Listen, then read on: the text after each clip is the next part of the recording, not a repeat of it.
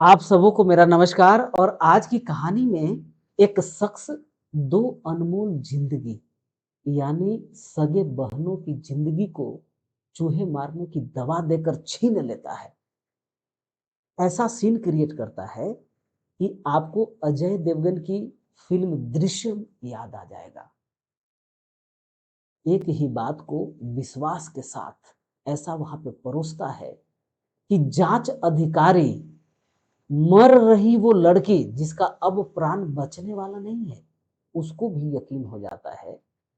दोनों लड़कियों के माँ को भी यकीन हो जाता है कि ये जो कह रहा है वो सत्य है। और इसके कथना अनुसार ही पुलिस को ये दोनों लोग अपना बयान देते हैं। कौन सी ऐसी लालच थी कि ये दोनों की जिंदगी को छीन लिया? ये क्या प्लानिंग चल रहा था और इसने कैसा प्लानिंग किया? पुलिस के गिरफ्त से ये निकल चुका था, लेकिन पुलिस जब अपना तौर तरीके से छानबीन करती है तो ये बंदे से एक छोटा सा सुराग छूट जाता है और यहीं पे वो पकड़ में आ जाता है। जानेंगे पूरी कहानी, आखिर वो क्यों ऐसा करता है। पूरी कहानी जानने से पहले एक अपडेट है। मोटर व्हीकल जो कानून सरकार लगा रही थी, जिसकी वजह से ट्रक ड्राइवर पूरे हिंदुस्तान के हड़ताल पे चले गए थे, अब वो वापस जा रहे हैं क्योंकि सरकार ने ये दिलासा दिलवाया है कि इसके अंदर अगर कोई त्रुटि है तो हम लोग सुधार करेंगे। आप लोग अपने अपने काम पे लौटिए, अभी परेशान होने की आवश्यकता नहीं है क्योंकि अभी कानून पूर्ण रूपेण पारित नहीं हुआ है। अभी विचार विमर्श करेंगे। विपक्षी पार्टियां जो उस समय वहां पे नहीं थी, अब वो रहेंगी तो उनके साथ विचार विमर्श करने के बाद और आप लोगों की राय, पूरे देश से राय भी ली जाएगी। इसके बाद कानून को यानी जनहित के लिए, जन सुरक्षा के लिए ही हम लोग लागू करेंगे। और ये आश्वासन मिलने के बाद सारे ट्रक ड्राइवर अब लौट रहे हैं, तो परेशान होने की आवश्यकता नहीं है।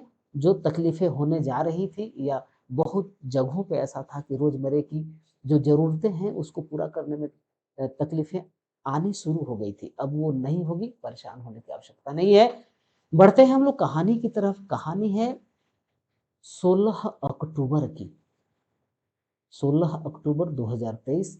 अभी तो अब 2024 आ गया है, आपके जीवन में ढेर सारी खुशियां लेकर आया है, ये मेरा पूरा का पूरा भरोसा है और विश्वास है कि आप तमाम लोग जो मुझे सुनते हैं और जो नहीं भी सुनते हैं, उनकी जिंदगियों में भी ढेर सारी खुशियां 2024 लेकर आई है। 16 अक्टूबर 2023 को गणेश मोहिते जाकर थाने में रिपोर्ट लिखवाने जाता है, लिखवाता है और साथ में एक महिला को लेकर जाता है। थानेदार इसकी सारी बातें को सुनता है। मैं आपको बताते चलूं कि आखिर ये गणेश मोहिते कौन है। गणेश मोहिते का जो पैतृक गांव है वो है रेवडंडा, जो रायगढ़ महाराष्ट्र में पड़ता है।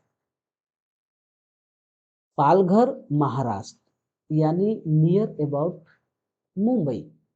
मुंबई के आसपास में पालघर से मुंबई पहुंचने का 2 घंटे का दूरी है, यानी 2 घंटा समय लगता है। पालघर में ये वन विभाग में क्लर्क है। ये रिपोर्ट लिखवाता है वहां पे कि श्रीमान, मेरी बहनों को जहां पे मैं आया हूं रिश्तेदार के घर, मामा के घर, ये लोगों ने पानी में जहर मिला दिया था और वो पानी पीकर हमारी दोनों बहनों की हालत ऐसी हो गई कि एक बहन तो दम तोड़ दी और दूसरी बहन अभी अस्पताल में भर्ती है। वो कब दम तोड़ देगी इसका कोई ठिकाना नहीं है। पुलिस आनन फानन में रिपोर्ट को लिखती है और जांच में जुट जाती है। पुलिस अपने तरीके से जांच कर रही होती है। एक बहन मर चुकी है, दूसरी बहन एकदम उसकी हालत गंभीर है। कब प्राण निकल जाएगा, कोई गारंटी नहीं। पुलिस उससे बयान लेती है तो वो कहती है कि जी हाँ, श्रीमान मैंने पानी तो पिया था और उस दिन सूप पिया था। सूप तो मेरे भाई ही लेकर आए थे, लेकिन ये चले गए थे गरबा करने यानी डांडिया खेलने नवरात्रि में। हम लोगों ने सूप पिया और पानी पिया और इसके बाद से हमारी तबीयत खराब होने लगी थी। और ये जो कह रहे हैं वो सही है कि बहुत पहले भी हम दोनों बहनों ने एफआईआर दर्ज करवाया था मामा के पूरे परिवार के ऊपर, क्योंकि ये लोग जान मारने की धमकी दिया करते थे। झगड़ा भी काफ़ी बार हुआ था, तो जिसकी वजह से अ, यकीन है कि पानी में ज़हर इन लोगों ने ही दिया है मौके का फ़ायदा उठाकर। ये लोग नहीं चाहते कि हम 2 बहनें जो हैं ज़िंदा रहें। एक तो मर गई, अब मेरा भी कोई ठिकाना है नहीं।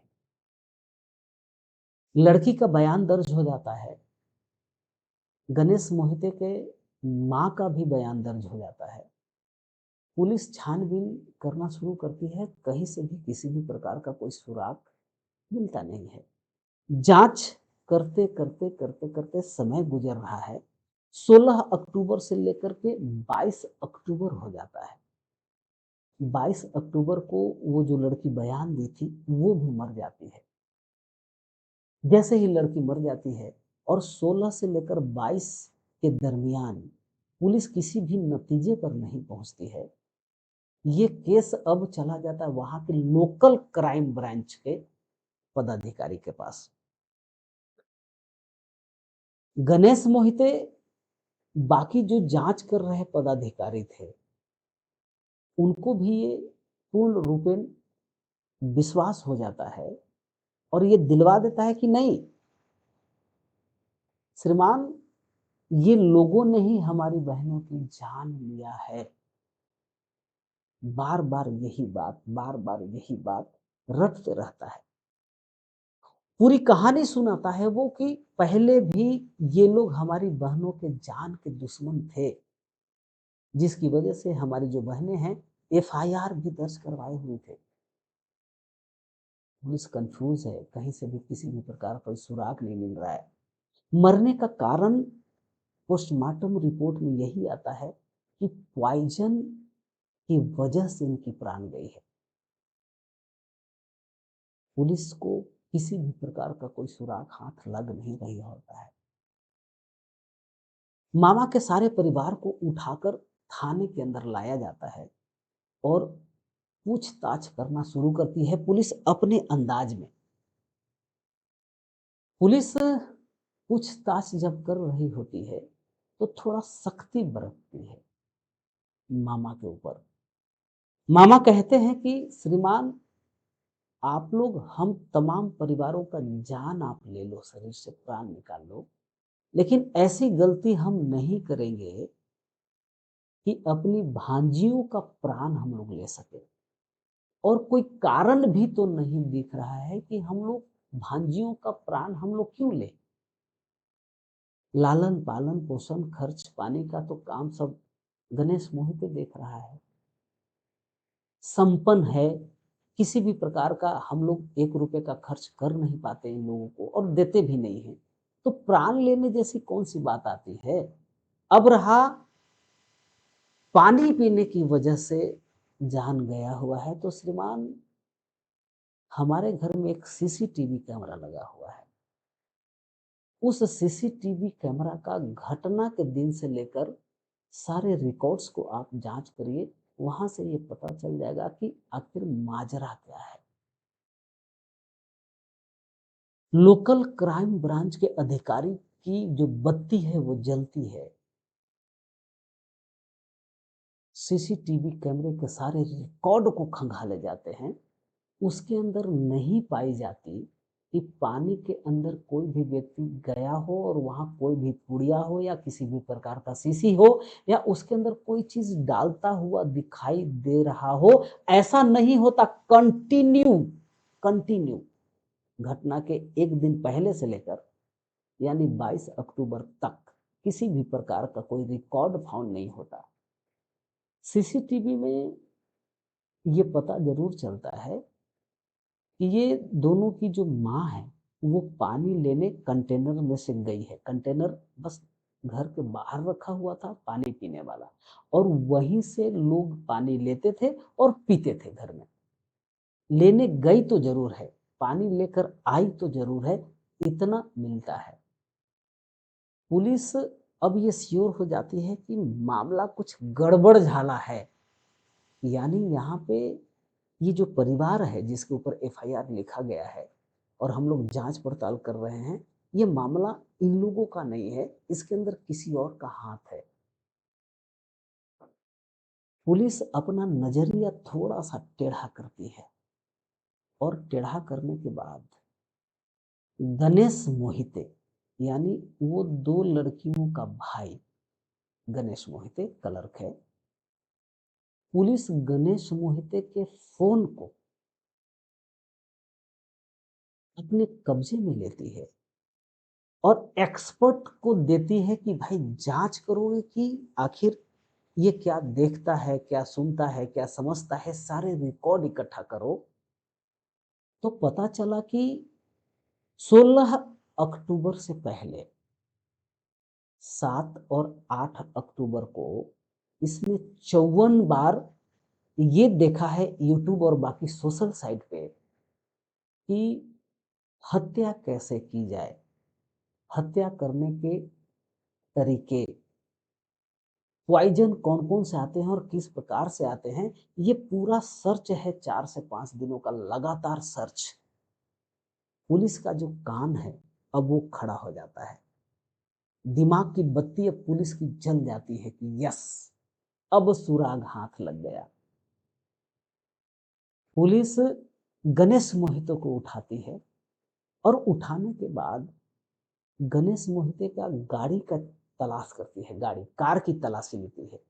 जब कार की तलाशी लेती है तो पुलिस को मिलता है, यानी चूहा मारने की दवा की पैकेट, रैट किलर पैकेट मिल जाती है। 2-3 ऐसे पैकेट थे, कुछ खुले हैं और बाकी के कुछ अभी भरे हुए हैं, वो मिल जाती है। फोन से रिकॉर्ड तो मिल चुका है। ये दोनों चीजों के आधार के ऊपर गणेश को थर्ड डिग्री देना शुरू कर देती है, क्योंकि गणेश के बारे में अब पुलिस जान चुकी है कि कितना महान आत्मा है। ये जल्दी टूटेगा नहीं, लेकिन इसको तोड़ने का तरीका थर्ड डिग्री ही है। पुलिस डायरेक्ट चढ़ाती है थर्ड डिग्री पे। जैसे ही पुलिस अपना थर्ड डिग्री शुरू कर देती है, गणेश मोहिते बाप बाप करके सारा सच उगलना शुरू कर देता है, और जब वो सच बोलना शुरू कर देता है तो पुलिस भी आश्चर्यचकित रह जाती है। माँ की आंखें बड़ी बड़ी हो जाती है, माँ भी हैरान हो जाती है कि बाप रे, ऐसा भी। गणेश मोहिते ये बताता है पुलिस को कि श्रीमान, मेरा बाप वन विभाग में सर्विस करता था और हार्ट अटैक से उसकी मृत्यु हो गई थी 2019 में। घर में यही चर्चा चल रही थी कि भाई नौकरी लेगा कौन। दो बहनें हैं, एक का नाम है स्नेहा जो 30 साल की थी, और दूसरी का नाम था सोनाली जो 34 साल की थी। ये दोनों बहनें शादी करने के लिए मना कर दी थी कि हम लोग जीवन में कहीं भी और कभी भी शादी नहीं करेंगे। जब शादी नहीं करेंगी तो दो बहनें तो गणेश के घर में ही रहेंगी, यानी गणेश की जितनी भी प्रॉपर्टी है, पिताजी का जितनी भी प्रॉपर्टी है, उसमें 3 हिस्से लगेंगे, दो बहनों का और एक इसका। इस बात का डर सता रहा था श्रीमान। गणेश से कहता है कि श्रीमान, पिताजी के मरने के बाद घर में मैंने सारे लोगों को कन्विंस किया कि आखिर भाई घर चलाना है तो पिताजी की जो नौकरी है वो कौन लेगा। मैंने अपने मामा और जितने भी रिश्तेदार हैं सबको कन्विंस किया कि भाई नौकरी मुझे मिलना चाहिए, मैं लड़का हूँ, मैं ऑफिस आते रहूंगा जाते रहूंगा और दो बहनों को लालन पालन करूंगा, देख रेख करने का काम मेरा रहेगा, और सारी चीजें, यानी पिताजी का पेंशन और नौकरी दोनों को इसने पूरे परिवार को कन्विंस करके अपने नाम करवा दिया। ये बात, पेंशन भी जब अपने नाम करवा लिया था, तो दोनों बहनों को जब ये भनक लगा कि रिश्तेदार मिलकर के ये सब काम करवा दिए हैं, यानी मामा लोग का सपोर्ट है, तो ये दो बहनें मामा से झगड़ा करना शुरू कर दी थी। मामा से लड़ाई होने लगा था आए दिन। जब मामा से लड़ाई हो रहा था, तो उस समय मामा से झगड़ा करने के बाद ही मामा ने कुछ कहा था कि तेरे को मैं गला दबा दूंगा, और उसके आधार पर ये दो बहनें थाने में जाकर के रिपोर्ट लिखवा दी थी मामा के प्रति। लेकिन मामा यूं ही बस डांटने के हिसाब से ये कहा था, मामा का हाथ इसके अंदर नहीं था। गणेश आगे कहता है कि श्रीमान, इस बात का मुझे डर था कि अब तो बांटना ही पड़ेगा। जब मामा के ऊपर इन लोगों ने केस कर दिया कि जान से मारने का धमकी देता है मामा, उसी दिन मैंने ये प्लान बनाया कि नहीं, अब मुझे इन दोनों की जान ले लेनी है। मैं कब से प्लान कर रहा था, कब से कर रहा था।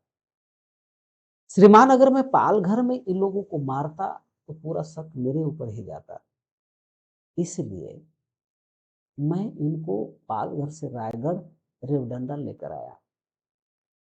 रेवडंडा लेकर आने के बाद उस दिन मैंने सूप पीने के लिए लेकर आया। दोनों बहनों को सूप पिलवाया।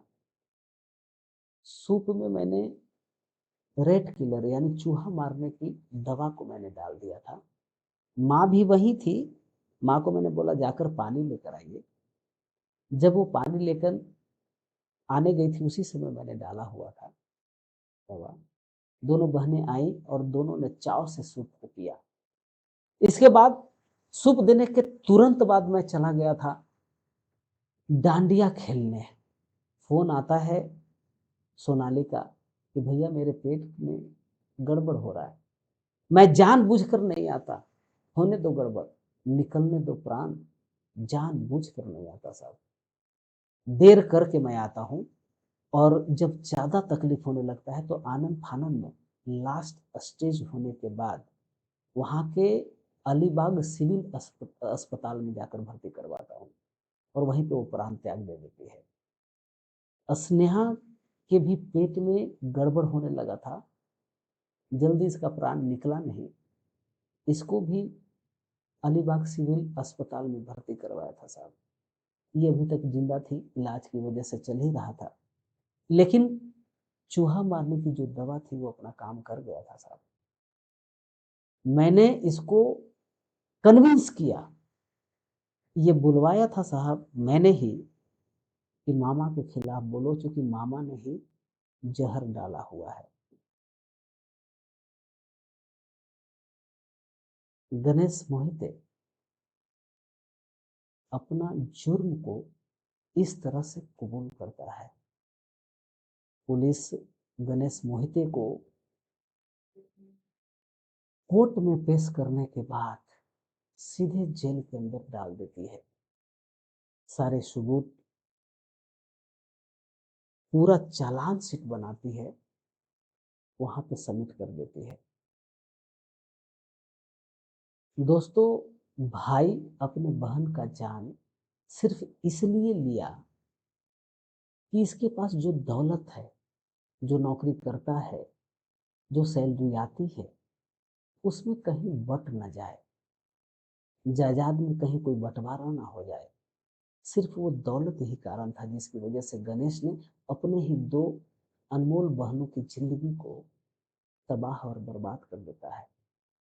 इस कहानी से ये सीखने को मिलती है कि दौलत क्या है बहनों के सामने। क्या दौलत के लिए अपनी बहनों, अपने परिजन की जान ले ली जाए, जहर दे दिया जाए? दौलत इतनी प्यारी, अब वो थाने में है, जेल में है, अब वहां पे कौन सी दौलत काम आएगी? क्या कर लेगा वो? जितने भी कैदी हैं, जिस प्रकार के वहां पे जो सजा काट रहे लोग हैं, जिस प्रकार की जिंदगियां जीते हैं, वो नर्क के बराबर है। अब नर्क की जिंदगी तो गणेश मोहितो को मिलेगा ही मिलेगा। हमें और आपको ये सिखा कर गया कि दौलत के लालच में अंधे होने की आवश्यकता नहीं है, नहीं तो पहुंच जाएंगे जेल के सलाखों के पीछे। आज की कहानी में बस इतना ही। जय हिंद, जय भारत।